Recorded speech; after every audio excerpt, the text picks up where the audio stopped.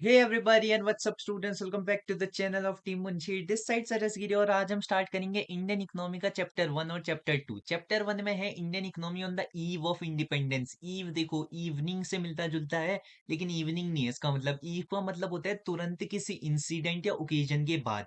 इसका मतलब इंडिया जब इंडिपेंडेंट हुई, आजाद हुई, उसके तुरंत बाद इंडियन इकोनॉमी के क्या हालात थे, कैसी थी इंडियन इकोनॉमी। और सेकंड चैप्टर है इंडियन इकोनॉमी कैसी थी 1950 और 1990 के बीच में, कैसा करा इंडियन इकोनॉमी ने। तो वही हम इन दोनों चैप्टर में जानेंगे। वीडियो को स्टार्ट करते हैं विदाउट एनी डिले। अच्छा, एग्रीकल्चर सेक्टर में आने से पहले मैं तुम्हें एक चीज बताना चाहता हूँ। ब्रिटिशर्स ने इंडिया पे रूल 1757 में करा। 1757 में एक बैटल ऑफ प्लासी हुआ था, जिसके तुरंत बाद अंग्रेजों ने रूल करना स्टार्ट कर दिया था इंडिया में। पहला डोमिनो गिरा था इंडिया पे रूल करने का। और उनका मकसद क्या था पता है? इंडिया को as a feeder economy, FEEDER, feeder economy की तरह यूज करना। फीडर इकोनॉमी वो इकोनॉमी होती है जो दूसरी कंट्री के लिए काम करती है, दूसरी कंट्री की डेवलपमेंट के लिए, दूसरी कंट्री के प्रॉस्पेरिटी के लिए काम करती है, उसे फीडर इकोनॉमी कहते हैं। तो ब्रिटिशर्स का ये ही मकसद था कि इंडिया को फीडर इकोनॉमी की तरह यूज करें ब्रिटेन को डेवलप करने के लिए।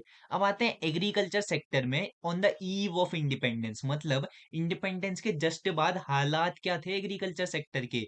देखो, सबसे पहला तो Indian economy under British colonial of Indian agriculture was overwhelmingly rural and agriculture. जो इंडियन इकोनॉमी थी वो पूरी तरीके से नहीं भी तो मोस्ट ऑफ द कारोबार जो था लोगों का, वो एग्रीकल्चर सेक्टर पे बेस्ड था। और रूरल था। रूरल और अर्बन में तो डिफरेंस पता होगा। रूरल मतलब गांव के क्षेत्र, अर्बन मतलब जो थोड़े डेवलप हैं। तो इंडियन इकोनॉमी बहुत ज्यादा रूरल थी और एग्रीकल्चर पे पूरा डिपेंड करती थी। 85% of the countries population was dependent upon agriculture for livelihood. वो अपने खाने पीने के लिए, अपने जीवनी के लिए 85% जो कंट्री की पॉपुलेशन थी वो एग्रीकल्चर पे ही डिपेंड करती थी। और जो हालात थे एग्रीकल्चर सेक्टर के, बहुत बुरे थे, बहुत गंदे ही थे। अब देखो, ब्रिटिशर्स हमारी कंट्री को यूज कर रहे हैं, अच्छा तो कुछ करा ही नहीं होगा उन्होंने। कॉमन सेंस की बात है। जो जितनी भी चीजें मैं बताऊंगा एग्जाम में एक पॉइंट लिख के आना। The condition of this sector, जैसे एग्रीकल्चर सेक्टर है, इंडस्ट्रियल सेक्टर है, फॉरेन ट्रेड है, तो लिख देना वहां the condition of this dash dash sector is really bad at the time of British rule. अब रीजन क्या थे, इतना मतलब गिरा हुआ क्यों था हमारा एग्रीकल्चर सेक्टर? इसके ना बहुत से रीजन है। 4 रीजन मैं पहले बताता हूँ तुम्हें। सबसे पहले लैंड सेटलमेंट सिस्टम, इसको जमींदारी सिस्टम भी कहते हैं। मैं लिख देता हूँ यहाँ पे को ZAMADARI, जमींदारी सिस्टम। जमींदारी सिस्टम 1793 में लॉर्ड कॉर्नवालिस द्वारा इंट्रोड्यूस कराया गया था। इस जमींदारी सिस्टम में क्या था ना, जो भी फार्मर्स होंगे वो जितना भी पैसा कमाएंगे उसमें से एक टैक्स, जिसको हम लगान कहते हैं, मैं यहाँ पे को लिख देता हूँ। तुमने लगान पिक्चर भी देखी होगी यार, तो वही वाला लगान है। फार्मर्स को एक टैक्स देना पड़ता था जमींदार्स को इन द फॉर्म ऑफ लगान। और कोई मतलब नहीं पड़ता था फार्मर्स ने प्रॉफिट कमाया हो ना कमाया होगा, उनसे लगान तब भी लिया जाएगा जमींदार्स द्वारा। और इसमें ना ब्रिटिशर्स ने स्पेसिफाई नहीं करा था कि कितना लगान लोगे तुम। तो जमींदार्स क्या करते थे, अपने मन मुताबिक इनसे लगान लेते थे। तो इससे क्या था, बहुत गंदी कंडीशन थी, बहुत पुअर कंडीशन थी फार्मर की। सेकेंड है कमर्शियलाइजेशन ऑफ एग्रीकल्चर सेक्टर। अब देखो, कमर्शियलाइजेशन ऑफ एग्रीकल्चर मतलब ब्रिटिशर्स ने उत्तेजित करा, प्रेशराइज करा कहूंगा मैं, हमारे फार्मर्स को, कि वो ऐसे क्रॉप्स बनाए जिनको मार्केट में सेल कर पाए रेदर देन खुद कंज्यूम करने से। तो कमर्शियलाइजेशन का मतलब होता है production of crops for sale in the market rather than for self consumption. जैसे वेजिटेबल्स, फ्रूट्स या कोई धान वगैरह हो गए लाइक वीट और राइस, ये ना उगा के ब्रिटिशर्स ने उनसे कहा तुम उगाओ कॉटन, रबर, बाजरा। बाजरा इसी में आ जाएगा, वीट और राइस वाले में। तो इसको छोड़ के कहा कॉटन उगाओ, तुम रबर उगाओ, इंडिगो उगाओ। इंडिगो एक डाई होती है, कलर जो नील होता है ना, इंडिगो ही हुआ वो। सो इंडिगो उगाओ कहा। अब इससे क्या हुआ ना, ब्रिटिशर्स ने सामान तो खरीदा हमारे फार्मर से, वो सामान ले गए यूरोप। यूरोप में वो रॉ मटेरियल को करा मैन्युफैक्चर, इंडिया में वापस लाके महंगे दामों में बेच दिया। तो इससे क्या हुआ, दो चीजें हुई। सबसे पहले तो फार्मर्स को खाने के लिए सामान नहीं मिल पाया, क्योंकि ये तो बंद करवा दिया था ब्रिटिशर्स ने कि ये नहीं उगाओगे तुम, और उगाओगे भी तो बहुत कम, ऑलमोस्ट 1 या 2% उगा लेना, अपने खेत में उगा सकते हो तो, वरना रहने देना। मेन चीज करी ये उगाया, जिससे क्या हो गई, थोड़ी खाने की कमी हो गई फार्मर्स के पास, और ये सस्ते दामों में बेचते थे यूरोप में। अब ब्रिटिशर्स प्रेशराइज करते थे, यार सस्ते में बेचो, और इनको बेचना भी पड़ता था। और जो रॉ मटेरियल बेचते थे यूरोप में, यूरोप वाले क्या करते थे, उसे प्रोड्यूस करते थे, उसे प्रोसेस करते थे फिनिश्ड गुड्स में, और वापस लाके इंडिया में बेचते थे बहुत ही मोटे दामों में। तो इस वजह से जो हमारा एग्रीकल्चर सेक्टर था वो पीछे रह गया। अब तीसरी चीज है लो productivity, sorry low level of productivity. उससे पहले मैं इसको मिटा देता हूँ, फिर करेंगे इसकी बात। लो लेवल ऑफ प्रोडक्टिविटी में क्या था, देखो मैंने तुम्हें बताया, ब्रिटिशर्स ने एनकरेज करा, एनकरेज भी नहीं कहूंगा मैं, प्रेशराइज करा कि इंडिगो उगाओ तुम। इंडिगो क्या होता है ना, जमीन में जितने भी न्यूट्रिएंट्स होते हैं वो बहुत जल्दी एब्जॉर्ब कर देते हैं, जमीन को बंजर बना देता है, जिससे क्या होता है, वो खेत ज्यादा अच्छा नहीं रह पाते हैं, तो उसमें जो भी सामान हम उगाएंगे, जो भी फल फ्रूट सब्जियां वीट राइस उगाएंगे, वो अच्छे से उग ही नहीं पाएंगे, क्योंकि जमीन खराब हो जाएगी। तो प्रोडक्टिविटी लेवल भी बहुत लो थी। चौथा है स्केर्सिटी ऑफ इन्वेस्टमेंट। अब ब्रिटिशर्स ने तो कभी इन्वेस्टमेंट करा ही नहीं, ना कोई टेक्नोलॉजी में, ना फार्मर्स को लोन देने में मदद करी कि ले भाई तू बीज खरीद लाना, बीज बोना, कोई पानी की दिक्कत आ रही है तो ये पैसे ले, कोई टेक्नोलॉजी ही नहीं थी, जिससे क्या हुआ, एग्रीकल्चर सेक्टर पिछड़ता गया हमारा। सेकंड है इंडस्ट्रियल सेक्टर। इंडस्ट्रियल सेक्टर क्या था, देखो ये भी बहुत गिरा हुआ था, मैंने तुम्हें बताया ना, कोई भी पॉइंट आएगा तुम्हें लिखना है, it was really bad at the time of British rule. सबसे पहला रीजन क्या था, देखो उसका, डी इंडस्ट्रियलाइजेशन। डी इंडस्ट्रियलाइजेशन मतलब systematically destroying Indian handicraft industries. जितनी भी इंडियन हैंडीक्राफ्ट इंडस्ट्री थी, लाइक कढ़ाई की हो गई, कढ़ाई मतलब वो वाली कढ़ाई नहीं, खाना पकाने वाली, जो सिलते हो तुम, जो एम्ब्रॉयडरी करते हो, वो वर्ल्ड फेमस था इंडिया का काम, यूरोप में, एशिया में, इवन वेस्ट साइड में भी। लेकिन ब्रिटिशर्स ने क्या करा, इसको सिस्टमेटिकली डिस्ट्रॉय करना स्टार्ट करा। वो इसीलिए वो चाहते ही थे कि इंडिया कोई सामान बना ही ना पाए, इनसे हम रॉ मटेरियल ले जाएं, अपने वहां बनाए सामान, दैट इज यूरोप, यूरोप में सामान बनाए और महंगे दामों में इंडिया में बेच दें। तो उन्होंने क्या करा, डिस्ट्रॉय कर दी है सारी इंडस्ट्री।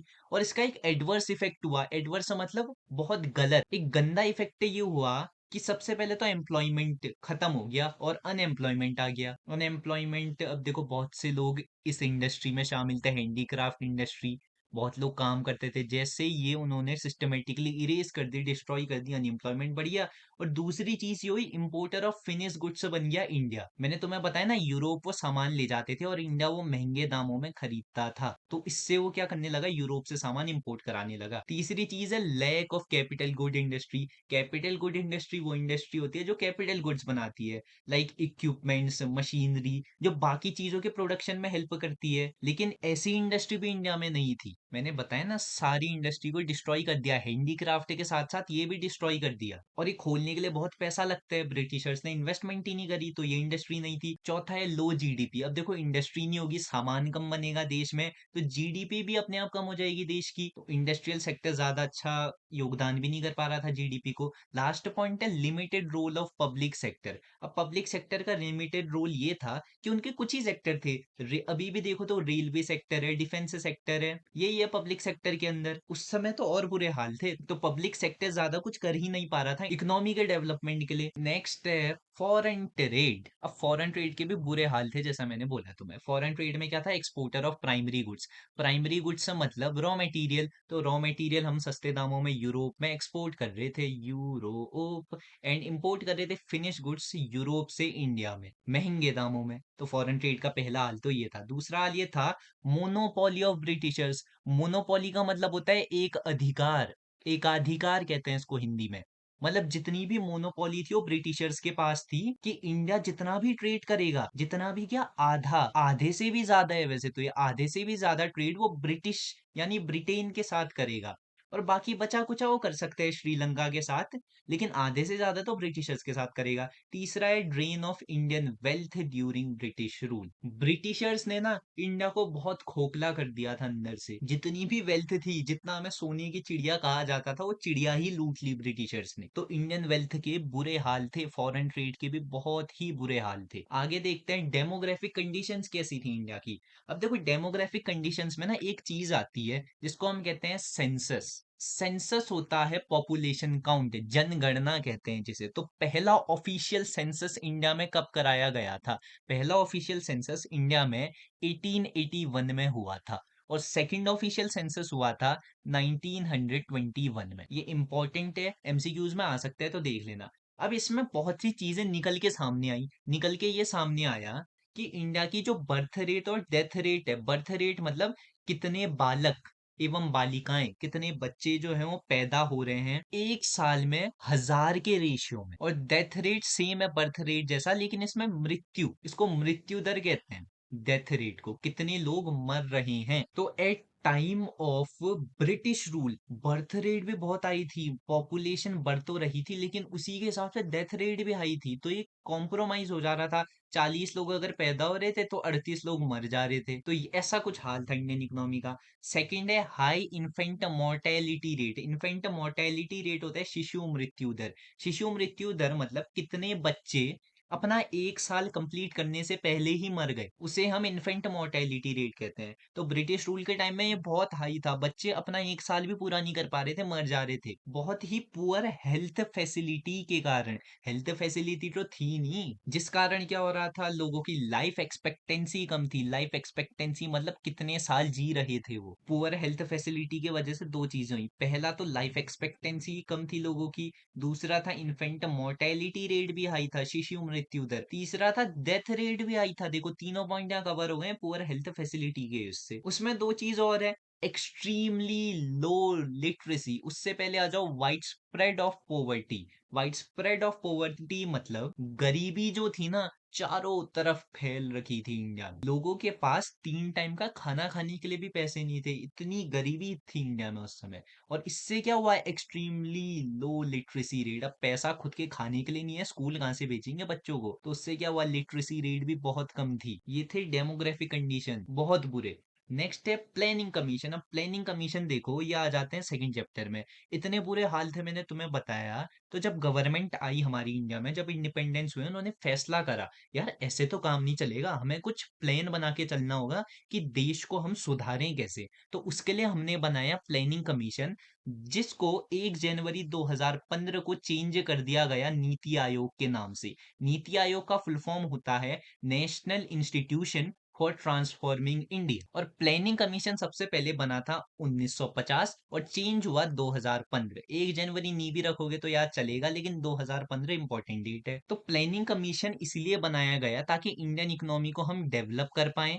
उसके साथ साथ जो गवर्नमेंट है वो प्लान करे फ्यूचर का, हमारी कंट्री में जो भी रिसोर्सेज रहेंगे उनका फ्यूचर में यूज कैसे करेंगे, फ्यूचर ब्राइट कैसे बनाए और कंट्री का। और इसी से जन्म हुआ हमारा 5 ईयर प्लान्स का। जो ये प्लान है प्लानिंग कमीशन के अंदर, जो अभी नीति आयोग है, वो हर 5 साल के लिए बनते हैं। उन 5 साल में जितने भी प्लान होते हैं वो फॉलो करते हैं और कंट्री की परफॉर्मेंस देखते हैं, अच्छी रही या नहीं रही।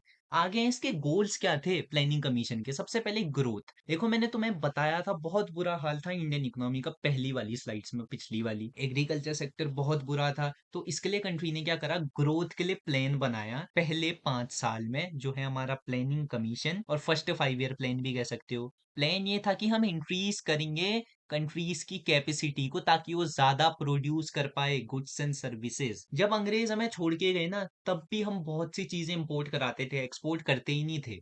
तो गवर्नमेंट ने क्या कहा, यार ऐसे तो दिक्कत हो जाएगी, हमारा ज्यादा पैसा तो इंपोर्ट कराने में ही लग रहा है, तो हम क्या करेंगे, सेल्फ सफिशिएंट बनेंगे, खुद ही सामान उगाएंगे, खुद ही जो प्रोड्यूस है वो इंडिया में उगाएंगे, आउटपुट कहते हैं जिन्हें हम, और बाकी कंट्री को एक्सपोर्ट करने लग जाएंगे वापस। तो ये ग्रोथ पहला गोल था। दूसरा था मॉडर्नाइजेशन। मॉडर्नाइजेशन सिर्फ एडॉप्टेशन ऑफ न्यू टेक्नोलॉजी ही नहीं है, ये तो है ही है, उसके साथ साथ चेंज इन सोशल आउटलुक, मतलब इक्वल अपॉर्चुनिटी देना विमेंस को। सोशल आउटलुक मतलब जितनी भी पिछड़ी हुई सोचें हैं लोगों की समाज को लेके, वो सब हटाना, उसे ही चेंज इन सोशल आउटलुक, और वो आएगा मॉडर्नाइजेशन के अंदर। और टेक्नोलॉजी को नया अडॉप्ट करना, लाइक फार्मिंग टेक्नोलॉजी हो गई, जिससे ग्रो हो हमारे प्रोडक्ट अच्छे से। तीसरा है सेल्फ रिलायंस। सेल्फ रिलायंस होता है सेल्फ सफिशिएंट बनना। मैंने ये बात बताई थी ना ग्रोथ में, कि खुद ही सामान उगाएं, सेल्फ रिलायंस में भी ऐसा ही करेंगे, हम खुद ही सामान उगाएं, हम ज्यादा ज्यादा से ज्यादा एक्सपोर्ट करें और कम से कम इंपोर्ट करें। इंपोर्ट कम करने से क्या होगा, हम खुद सेल्फ सफिशिएंट बनेंगे, हम खुद ही उगाएंगे सामान। चौथा है इक्विटी। इक्विटी मतलब इक्वल अपॉर्चुनिटी मिले सबको, एजुकेशन, लिविंग की हक सबको है, अच्छी लाइफ जीने का,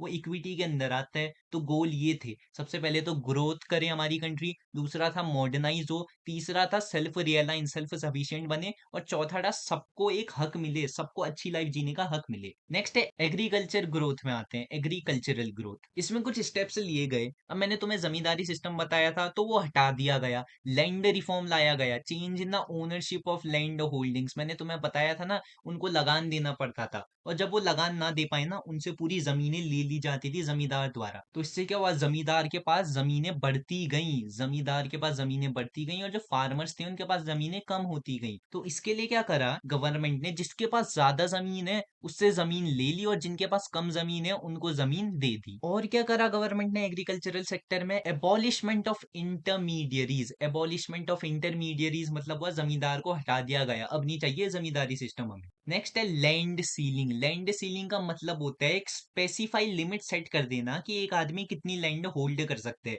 ना, उससे ज्यादा वो लैंड ऑक्यूपाई ही नहीं कर सकते। इससे क्या होगा, जिनके पास ज्यादा जमीन है उनको कम करनी पड़ेगी जमीनें। लेकिन ना, इसका भी एक रास्ता निकाला लोगों ने, उन्होंने क्या करा, ये जमीनें अपने रिश्तेदारों के नाम करने लग गए। ये तुम्हारी जनरल नॉलेज के लिए बुक में लिखा नहीं है, मैं बता रहा हूँ। और एग्रीकल्चर सेक्टर में क्या करा, ग्रीन रेवोल्यूशन लाए। ग्रीन रेवोल्यूशन मतलब नाम में ही ग्रीन है, मतलब हम सामान उगाएंगे, जितना भी प्रोड्यूस होगा इंडिया में उगाएंगे। कैसे, use of HYV seed. HYV seed होता है high yielding variety of seed. In seed से क्या होता है, प्रोड्यूस बहुत जल्दी जल्दी उगती है। इन सीडों का इस्तेमाल करने से जो हमारा सामान होगा, जो हमारे क्रॉप्स होंगे, वो बहुत जल्दी उगेंगे और बहुत ज्यादा मात्रा में उगेंगे, और इसे ही ग्रीन रेवोल्यूशन कहते हैं हम। नेक्स्ट है जी, कहाँ गया, ओके जी, आज की वीडियो के लिए इतना ही।